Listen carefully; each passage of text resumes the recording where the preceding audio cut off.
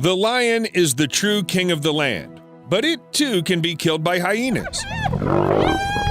The eagle can be considered the king of the air, but at night it's absolutely defenseless against owls. And if we talk about the underwater world, it seems that orcas simply have no equal here. But this is not entirely true. Today, you'll learn why orcas need a whale's tongue, why they use other animals to play, how they storm the shores, and who has a chance to kill the king of the oceans after all. Let's go. I don't think I need to explain what orcas are. They're huge, black and white, predatory, just devilishly smart. No kidding. To understand how powerful orcas are as hunters, it's enough to say that they have a thoughtful plan for each hunt, depending on what exactly is the future dinner. Orcas, and they almost always hunt in groups, choose a certain strategy. For example, they need to disorient a shark to eat it. For a school of small fish, something like a carousel of air bubbles will do, and when it comes to whales, it's better to see with your own eyes. The attack follows a brutal but working scheme. Orcas take turns ramming, biting, and pulling the whale by the pectoral fins, and as a rule, exhaust their prey. Even despite the size difference, one gets tired of such a thing. Imagine being bitten by several medium-sized dogs at the same time. And then they also try to drown you. Yes, orcas block the whale's breathing hole, and after a chase that can last for hours, the exhausted giant drowns. And then the final strike.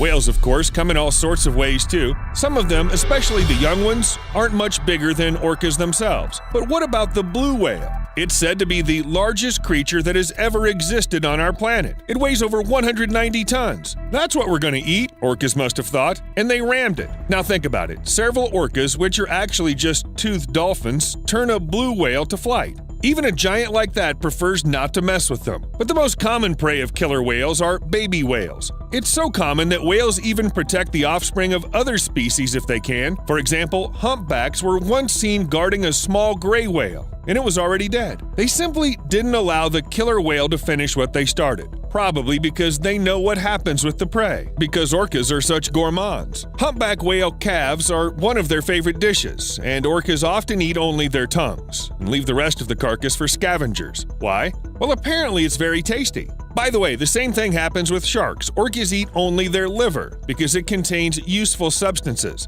In short, sharks are kind of like vitamins. And you know, here I am talking about how orcas prey on different types of marine animals. Can anyone stand up to them? Just so long as it doesn't come down to the sperm whale.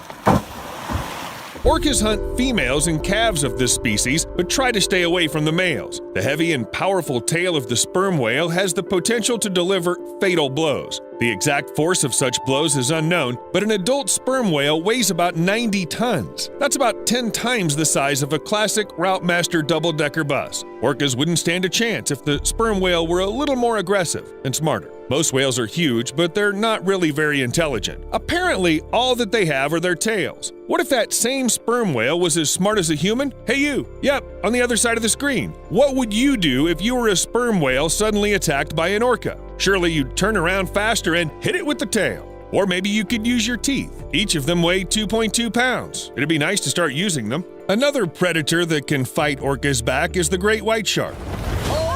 You know, the creepy one with the killer eye? Orcas are considered the only natural enemies of great white sharks. And if the shark manages to bite first, the rows of razor-sharp teeth can pierce even the thickest skin. I think it's the species that can win this fight if it attacks first. If not, a special hunting strategy will come into play, as I've already mentioned. The killer whale pushes the shark to the surface with its broad tail, then stuns it. Then the killer whale, as if having some knowledge of shark biology, flips the prey, disorients it, and paralyzes it.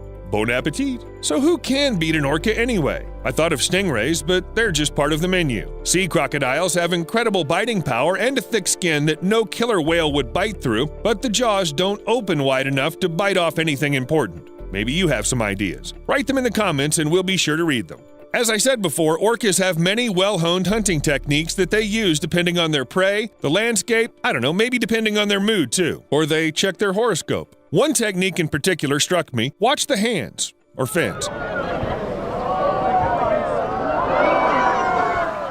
Seals often get out of the water on the ice floes to take a break. Nothing threatens them there, which means they can safely chill while bobbing on the waves. The orca is too heavy to climb on the ice floe and eat a seal, but it can always call its bros. Several predators line up, accelerate, then break right in front of the ice floe, creating a wave that just washes the prey away. Jetzt gehen sie hoch und ja, zack. All the orcas have to do is catch it in the water. There's nothing difficult here. They do it all the time. Sometimes, however, the prey manages to climb back onto the ice, and then the huge wave attack is repeated. Again and again and again. No one's in a rush here, you know. Oh, jetzt. Oh. As you've probably figured out by now, orcas are intelligent, ruthless predators that… What's that? Oh, another one? Maybe it means something. Yes. In addition to their other qualities, orcas are known for their rather strange playfulness. They play like real psychos. Literally. No, seriously, look at this. Instead of just eating a poor seal, orcas play with it like a ball. And again and again. Sometimes it's a kind of practice just to keep their killer skills up. Sometimes it's a demonstration for the younger generation, and sometimes the game remains just a game. Orcas kill because they're bored. Hey Steve, what should we do tonight? Let's throw other animals until they die. By the way, it's not just seals that suffer. Sometimes it could be stingrays, turtles, or even a penguin. God, it's a bird. In fact, orcas enjoy eating penguins. Unlike other poor feathery birds on the menu, these ones can't just take off and fly away. They have to seek refuge elsewhere. It's always nice to have a human around. Penguin, are you okay? Kowalski! Has anyone seen Kowalski? But a boat doesn't give you 100% protection. What's more, not even land will save you, because if an orca decides to eat someone, it will reach its goal. Seals that are about to make it ashore look like a challenge or the perfect prey to play with. And what else would you call this way of hunting? When an orca almost jumps ashore to grab its dinner running away. As if there weren't enough other prey in the sea for the sake of which it's not necessary to break the laws of nature and get on land. However, look at it. What laws? It wants a seal.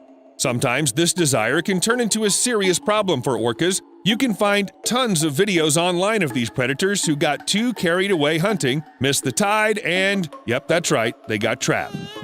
I hear ya. What can I do for you, sweetie?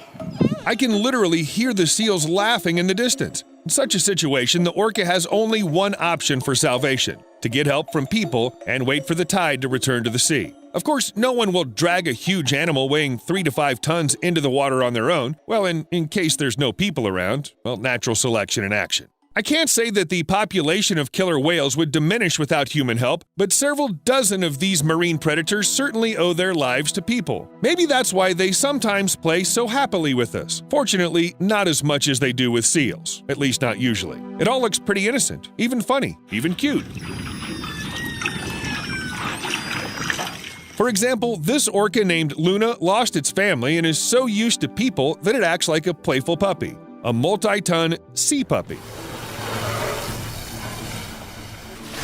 Looking at how orcas play with people, somehow you forget that they're cruel predators, and they have no equal in the sea. And if you've seen Free Willy, you probably can't help but get the feeling that you're being shamelessly deceived. And it's true. Hollywood is the chief deceiver. Even those orcas that perform in aquariums aren't the sweet, good-natured creatures. The best and most horrifying example is Tilikum, a trained male involved in at least 3 human killings. The first was Kelty Byrne, who slipped and fell into a pool where Tilikum and 2 other orcas were. They tossed the girl between them with their jaws, submerged her in the water, and prevented her from surfacing. Kelty drowned. The second victim was a man who snuck into Tilikum's pool after the aquarium closed. But the third human attack was the worst. The orca dragged an experienced trainer, Don Brancho, into the water by the hair right at the beginning of the show. In front of an astonished audience, Tilikum played with the victim as if she were a toy. By the time the people could get to Dawn, she was already dead. What about the killer?